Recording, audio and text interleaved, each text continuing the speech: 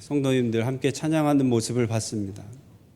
뒤에 있다 보면 살짝 보이는데요.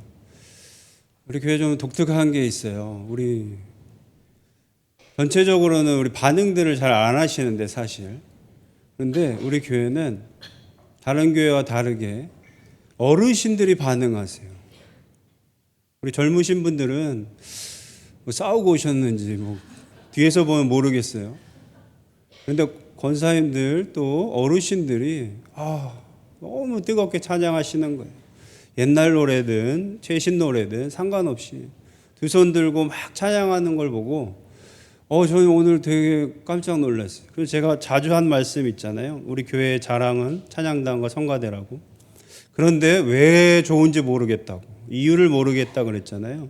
근데 알 것 같아요. 이유가 왜 그럴까? 왜 찬양이 은혜롭고 왜 성가대가 은혜로울까 생각해 봤는데 들으시는 분들의 마음인 것 같아요. 은혜를 받으시려고 이 마음을 가지시고 찬양하니까 그냥 은혜로운 것 같아요. 옆에 있는 사람들도, 옆에 있는 저도 은혜가 되더라고요. 제가 왜 이 말씀을 드리냐면 목회자에게 있어서 예배의 은혜라 함은 굉장히 중요하잖아요. 많은 성도님들이 뜨거운 예배를 원하거든요. 제가 흑석동 교회뿐만 아니라 전에 교회를 경험해봐도 많이들 원하세요. 뜨겁게 좀 해달라. 특히 찬양단이 그래요.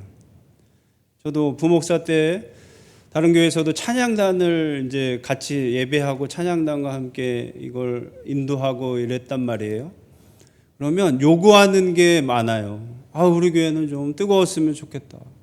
찬양단이 왜 이렇게 은혜가 안 되냐. 이런 분들이 굉장히 많아요. 그래서 그 교회에 굉장히 그게 중요한 이슈예요. 찬양단을 어떻게 뜨겁게 할까. 그래서 전에 교회에 있을 때 어떻게든 찬양단을 잘해보겠다고 세션이라고 그러죠. 악기들도 다 갖추고 드럼, 베이스 기타, 일렉 기타 다 전자 피아노 다 갖췄어요. 그래서 또 예배뿐만 아니라 우리 대예배 때도 앞에 우리 하듯이 그때 이렇게 좀 뜨겁게 합시다 그래서 막 했어요. 담임 목사님부터 모은 교육자들이 머리를 맞대고 그래서 연습 많이 하고 막 찬양했어요. 그래서 엄청 뜨겁게 됐을까요? 막 뜨겁게 찬양했더니 우리 교회와 반대로 노 권사님들이 뒤로 막 저한테 찾아왔어요. 시끄러워 죽겠다고. 시끄럽다고.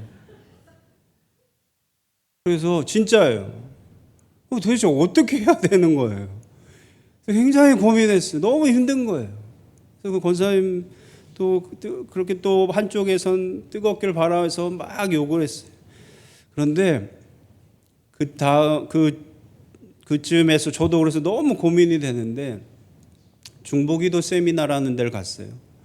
저기 가평에 있는 거기서 이제 중보기도단들 교회 분들 모시고 거기 세미나를 갔어요. 근데 우리 교회 찬양단이 좀 뜨겁게 했으면 좋겠다 막 했던 그 권사님이 중보기도단이어서 같이 가게 됐어요. 가면서도 봉고차 운전하는 내내 우리 교회는 왜 그러냐고 계속 저한테 그래서 어떻게 해야지 이제 그러고 갔어요. 그런데 거기를 갔더니 중보기도 그 당시 이동호 목사님이 은퇴하시고 했던 데라 굉장히 크고 많은 분들이 모였어요. 그래서 많이 찬양을 시작할 때 똑같이 찬양을 막 하는데 엄청 세션이랑 막 이런 것들이 가득할 줄 알았는데 기타 하나 피아노 하나로 하는 거예요. 그냥 기타 하나 그리고 피아노도 그냥 피아노 기타 하나 그냥 옆에서 부교육자가 기타로 하나 치면서 찬양을 하는 거예요. 찬송가를 부르는 거예요. 그런데 거기가 어땠을까요? 여러분 모두가 찬송 하나 하는데 얼마나 열정적으로 뜨겁게 은혜 받으면서 찬송하는지 모르겠더라고요. 다 눈물을 흘리며 시작도 안 했는데 찬송가 하나 부르는데 막 그렇게 찬양을 하는 거예요. 그래서 제가 끝나고 돌아오면서 봉고차 안에서 얘기했어요. 뜨거운 찬양은 좋은 세션이나 좋은 악기들이 문제가 아니고 은혜 받으려는 그 마음이라는 것 같다. 은혜 받고 싶어서 어떻게든 하나라도 더 은혜 받으려는 사람들이 거기 앉아 있으면 악기가 피아노든 기타 하나여도 뜨겁게 찬양하더라고요. 그리고 모두가 은혜 받더라고요. 그 불만투성인 분도 은혜 받더라고요. 그래서 그분이 와서 바뀐 거예요. 그 다음부터는 내가 문제구나. 내가 은혜 받을 준비하면 은혜로운 거예요. 아우 시끄러워 하는 분은 뭔 찬양을 해도 시끄러울 거예요. 그런데 우리 교회 보면 뭘 해도 은혜가 있고 이렇게 찬양하는 거 보면 제가 너무나 감동받고 감사해서 꼭 이 말씀을 드리고 싶었어요.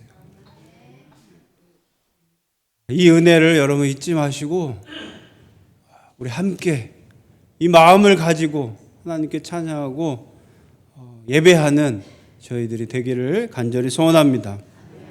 오늘 말씀은 예수님께서 십자가를 지고 나를 따를 것이니라 그랬습니다. 예수님께서 우리에게 명령하시고 그리고 우리에게 간곡히 바라시는 겁니다. 너희들은 무엇을 지고요? 십자가를 지고 나를 따를 것이다. 분명히 말씀하셨습니다. 나를 따라라. 내가 가는 길 너네 따라와라. 라고 얘기하지 않으시고 무엇을 지고요? 십자가를 반드시 지고 따라오라고 말씀하신 거예요. 여러분 이 사실 꼭 기억하시길 바라요. 여러분 십자가를 지고 해서 십자가를 지고 따라오라 그랬는데 십자가 빼버리잖아요. 그러면 오늘 베드로와 같은 사람 되는 거예요. 예수님께서 나는 이제 죽는다. 고난당하다. 죽는다. 그러나 3일 만에 부활한다. 라고 제자들에게 얘기했어요. 이게 하나님 뜻대로 하나님의 계획대로 나는 이제 죽어야 한다. 하지만 3일 만에 부활한다라고 말씀하신 거예요. 그런데 베드로는 어떻게 해요? 항변해요. 항변. 왜 항변이라고 했을까요? 무슨 말씀하시냐고 예수님한테 따지고 있는 거예요. 아니 하나님 뜻대로 하시겠다는 예수님 말씀에 따지고 있는 거예요. 왜 그랬을까요? 베드로는 똑바로 듣질 않는 거예요. 말씀 전체를 듣지 않는 거예요. 예수님께서 말씀하신 하나하나 모두의 말씀을 듣지 않고 죽는다 하나만 듣고 안 됩니다. 절대 안 됩니다. 제가 그렇게 못하게 할 겁니다. 예수님이 왜 죽습니까? 이러고 있어요. 그러면 죽는다가 문제가 아니라 예수님은 하나님 뜻대로 내가 죽는다. 그러나 3일 만에 부활한다라는 이 모든 말씀을 다 들어야 되는데 베드로는 하나만 듣고 안 됩니다. 이러는 거예요. 이때 하나님께서 놀랍게 꾸짖으세요. 예수님께서 뭐라고 꾸짖으세요? 사탄아. 너가 지금 사탄의 행위를 하고 있다는 거예요. 사탄이 방해하고 있는 거예요. 썩 물러나라는 거예요. 하나님의 일을 방해하지 말라는 거예요. 예수님은 무섭게 얘기하셨습니다. 여러분 오늘 그러고 나서 하신 말씀이 십자가를 지고 나를 따르리니에요.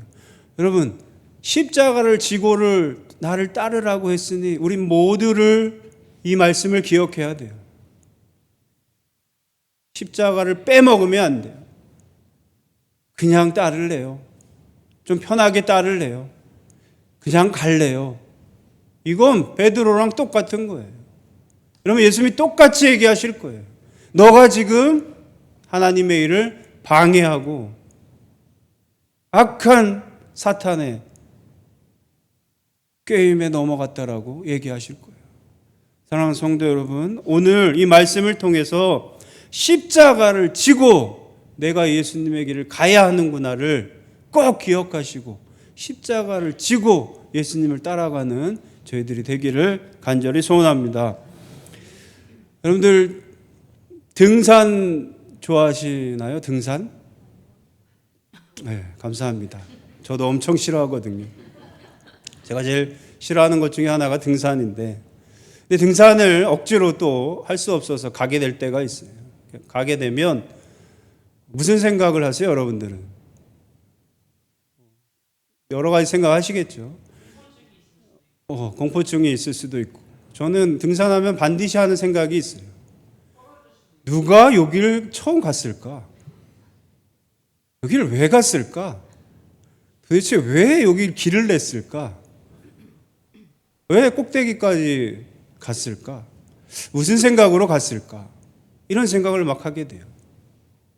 그러고 가다 보면 사람들은 어떻게 이 길이 정상으로 가게 되는 길인지 믿고 가게 됐을까?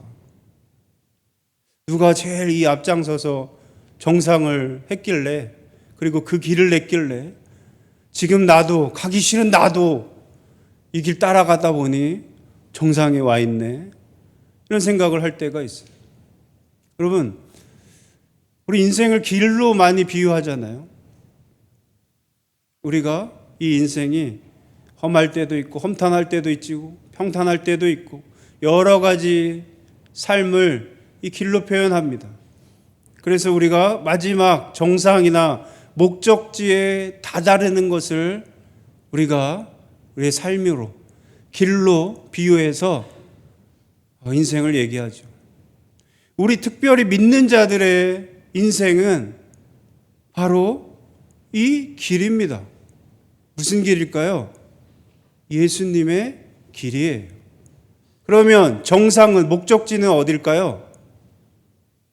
하나님입니다. 하나님과 함께 우리가 만나서 영원히 사는 거예요. 그래서 예수님께서 뭐라고 하셨죠? 내가 길이요 진리요 생명이니 나로 말미암지 않고는 하나님께로 올 자가 없느니라 그랬어요.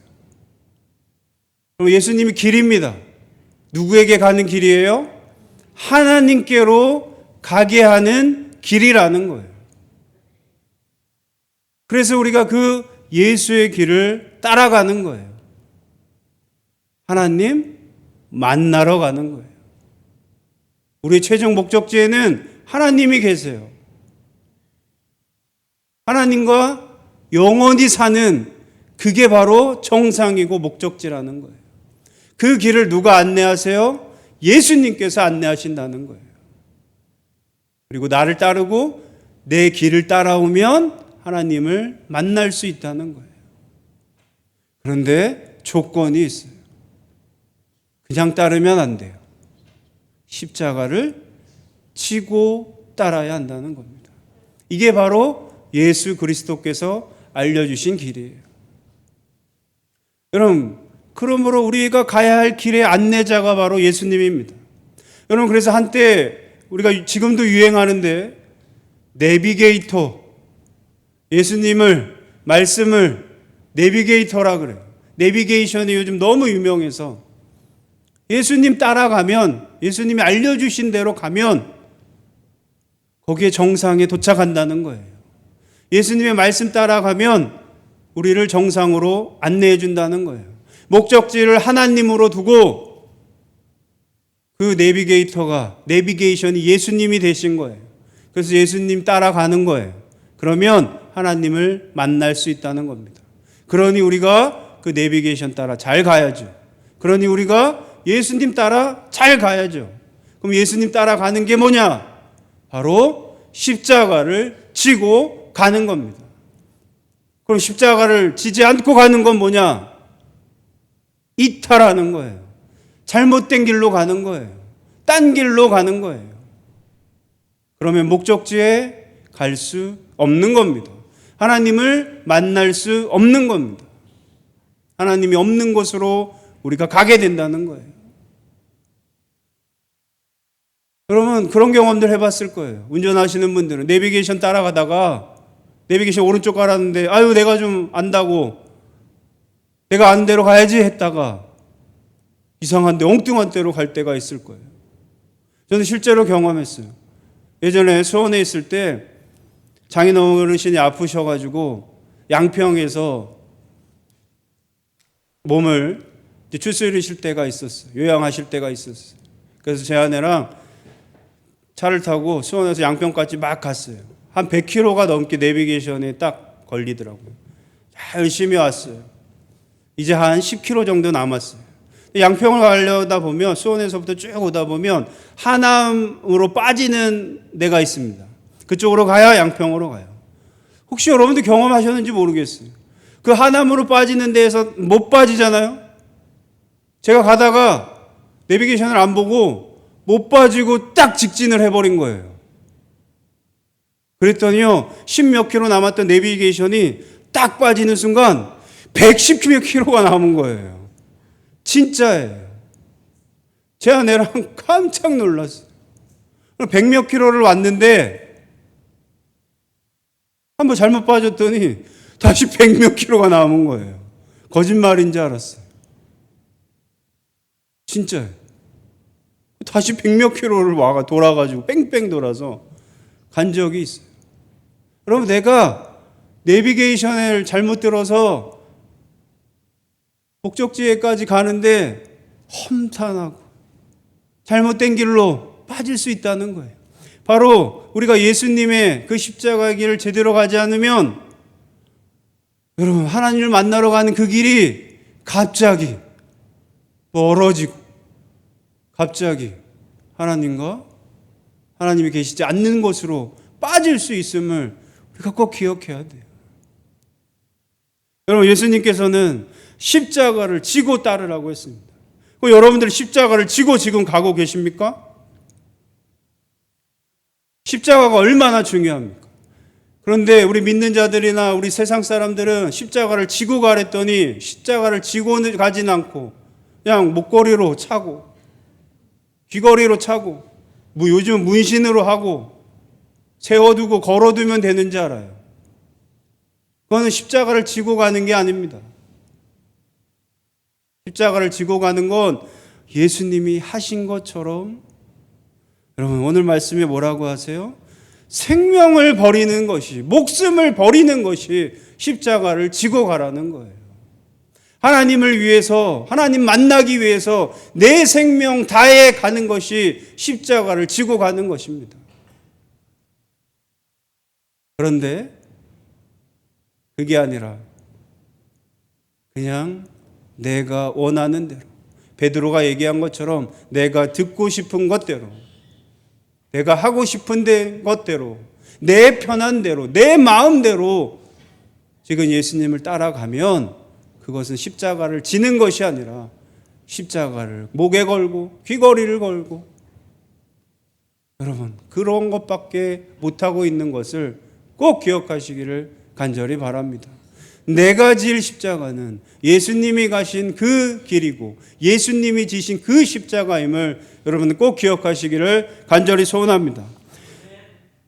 그래서 예수님은 분명히 십자가를 지고 나를 따르라 그랬는데 이 이후의 사람들도 마찬가지로 예수님이 십자가를 지고 와야 되는데 지질 않는 거예요. 예수님처럼 살고 싶지가 않은 거예요. 예수님처럼 고난받기 싫은 거예요. 그냥 편하게 하나님께 가고 싶은 거예요. 편하게 하나님 만나고 싶은 거예요. 그냥 편하게 신앙생활 하고 싶은 거예요. 그래서 실제로 예수님이 부활하시고 승천하셨음에도 불구하고 많은 사람들이 그렇게 신앙생활을 하고 있었던 거예요. 그래서 사도 바울이 이 십자가를 다시 설명해 주고 있어요. 십자가를 지지 않고 그냥 걷는 자들에게 오늘 다시 말씀해 주고 있는 거예요. 어떻게 하면 너희들이 십자가를 질 수 있는지, 십자가의 의미를 다시 설명해 주고 계셔요. 그래서 우리가 오늘 로마서 말씀도 함께 본 겁니다. 사도 바울이 어떻게 설명해 주냐? 여러분, 말씀해 보니까 이 십자가는 내가 어떨 때 십자가를 질 수 있냐면 져라 말해도 안 지니 너희들이 십자가를 지어야 할 수밖에 없는 이유를 설명해 주고 계세요. 자, 이 십자가는 너희들이 왜 지어야 되냐? 오늘 로마서 말씀해 보니까 8절에 이 십자가는 하나님의 사랑의 확증이라는 거예요. 여러분, 이 십자가가 예수님께서 십자가에 못 박혀 죽으신 것은, 예수님이 죽으신 것은 하나님이 나를 사랑하신다는 확증이라는 겁니다. 하나님이 나를 이렇게 사랑하신다는 것을 깨달으라는 거예요. 나 때문에 죽으셨다는 겁니다. 나 살리려고, 나 하나님께 만나게 하려고 예수님이 죽으셨다는 거예요. 이 확증을, 이 확신을 여러분들이 깨달을 때 십자가를 질 수 있게 된다는 거예요. 여러분, 내가 십자가를 지어야 된다? 하나님이 나에 대한 사랑의 확증을 십자가로 보여주셨구나라는 걸 깨달으시길 바랍니다. 이 깨달음이 있을 때 여러분, 놓았던 십자가를 다시 질 수 있게 돼요. 이 확증을, 사랑의 확증을 여러분 꼭 잊지 마시고 간직하시기를 간절히 바랍니다. 그리고 이 십자가가, 예수님의 죽음이 무엇인지를 또 말씀해 주세요. 이것은 바로 구원의 깨달음이라는 겁니다. 여러분, 우리를 사랑하셔서 우리를 구원하시기 위해 예수님께서 십자가에 못 박혀 죽으셨다는 거예요. 우리가 그의 피로 말미암아 의롭다 하심을 받았으니 더욱 그로 말미암아 진노하심에서 구원을 받을 것이니 그랬습니다. 여러분, 이 십자가는 우리를 구원하시기 위해 지셨다는 겁니다. 진노하심에서, 악에서, 죄에서 죽을 수밖에 없는 우리들, 하나님께서 진노하실 수밖에 없는 우리들을 예수님께서 구원하시려고 십자가에 못 박히신 거예요. 이 구원을 깨달으시길 바라요. 내가 십자가를 다시 지어야 하는 의미는, 이유는 예수님이 나를 구원하셨기 때문이구나. 여러분, 이 사실을 꼭 잊지 마시길 바랍니다. 내가 구원받기 위해 그럼 십자가를 질 수 있게 된다는 거예요.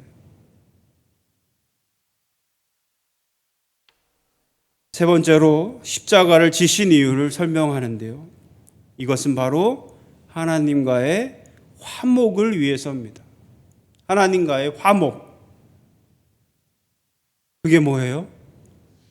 하나님과 나는 원수됐었거든요. 하나님과 사람들은 원수됐었어요. 왜 원수됐어요? 죄 때문에. 죄 때문에 왜 원수된 게 뭐죠? 원수되면 어떻게 된다고요? 싸우면 어떻게 돼요? 여러분 원수돼 봐서 잘 아시잖아요. 원수된 사람들 어떻게 해요? 절대 보지 않죠. 멀어지죠. 갈라서잖아요. 하나님과 인간이 그랬다는 거예요. 인간들이 하나님과 멀어졌다는 거예요. 목적지인 하나님께로 다가가지 않고 반대로, 세상으로, 악으로 사람들이 향해 갔다는 겁니다. 그러니 하나님과 원수됐던 거예요. 이 멀어졌던 우리를 누가 화목하게 해주셨어요? 예수님이. 무엇으로요? 십자가에 달리셔 죽으심으로 우리를 다시금 화목해 하신 거예요. 하나님과 원수되어 멀어진 우리를 예수님이 붙잡으셔서 어떻게든 하나님께로 갖다 놓으신 거예요. 아무리 말씀하고 아무리 기적을 행하고 아무리 행하셔도 우리가 돌아오지 않으니 십자가에 못 박혀 죽으심으로 우리를 다시금 하나님 앞으로 데려놓으셨다는 거예요. 그러고 다시 하나님과 화해하는 거예요. 하나님과 다시 화목해 하신 거예요.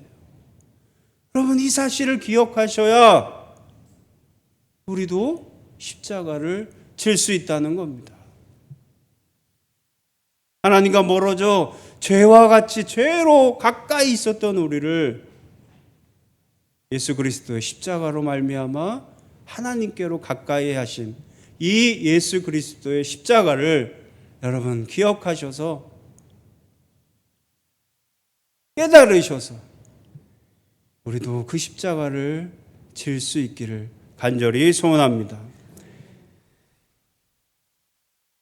네 번째 마지막으로 십자가의 의미를 말씀해 주십니다.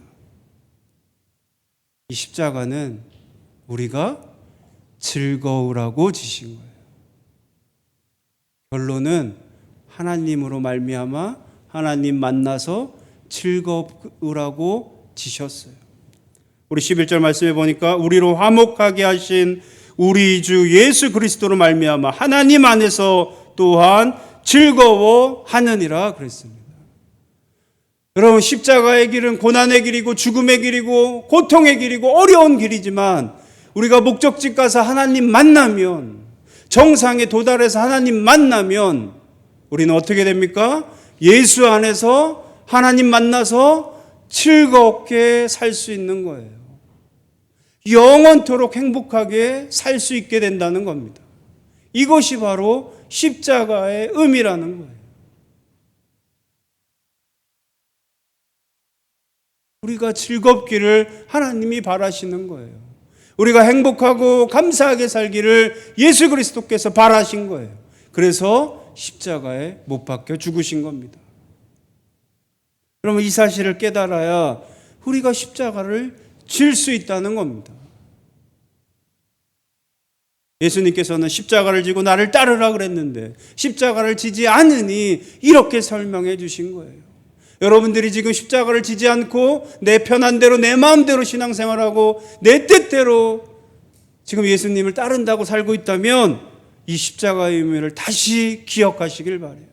이 십자가는 하나님이 나에 대한 사랑의 확증이고 나를 구원하시는 것이고 나 원수 되었던 하나님과 나를 화목케 하시고 화해케 하신 것이고 나를 즐겁게 하시기 위해 그 십자가에 못 박히셨고 그래서 그 십자가를 지라고 하셨구나. 여러분 이 사실을 꼭 기억하시기를 간절히 소원합니다.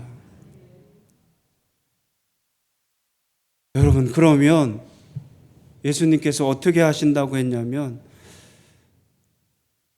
예수님께서 놀라운 말씀을 하셨어요. 너희들이 십자가를 지고 나를 따랐는지 안 따랐는지 예수님은 보신다 그러는 거예요. 목적지 하나님 이 목적지에서 정상에 서셔서 기다리면서 너희들이 그냥 걸어왔는지 딴 길로 왔는지 아니면 내가 명한 대로 십자가를 지고 따라왔는지 보신다는 거예요. 오늘 마태복음 본 27절에 보니까 인자가 아버지의 영광으로 그 천사들과 함께 오리니 그때 각 사람이 행한 대로 갚으리라 그랬습니다.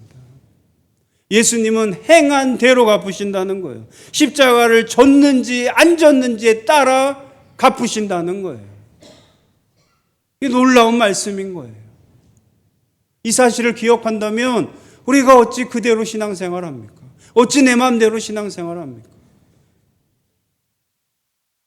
예수님이 가신 그 길을 십자가를 지고 갈 수밖에 없습니다. 사랑하는 성도 여러분, 우리가 여러분들이 행한 대로 예수님께서 행하시고 갚으신다라는 이 말씀을 두려운 마음을 가지고 기억하시기를 간절히 소원합니다.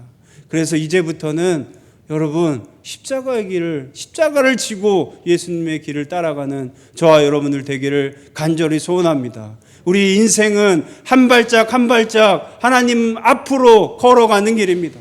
하나님 만나러 가는 길이에요. 여러분 그 길 어떻게 하는 것이 예수님 따라 십자가 지고 가는 건지를 우리가 알아가는 거예요. 그래서 어떻게 하면 더 십자가 지고 가는 것인지를 더욱더 열망하고 갈망하며 알아가는 거예요. 그 길을 위해 우리가 신앙생활을 이렇게 하는 거예요. 그걸 왜 그렇게 뜨겁게 찬양하고 기도하고 이렇게 말씀 보고 예배하는 거예요. 어떻게 해서든 십자가 지고 가려고, 어떻게 해서든 십자가 지고 예수님 따라 그 길을 가려고 우리가 노력하며 갈 때 우리 목적지에 너가 행한 대로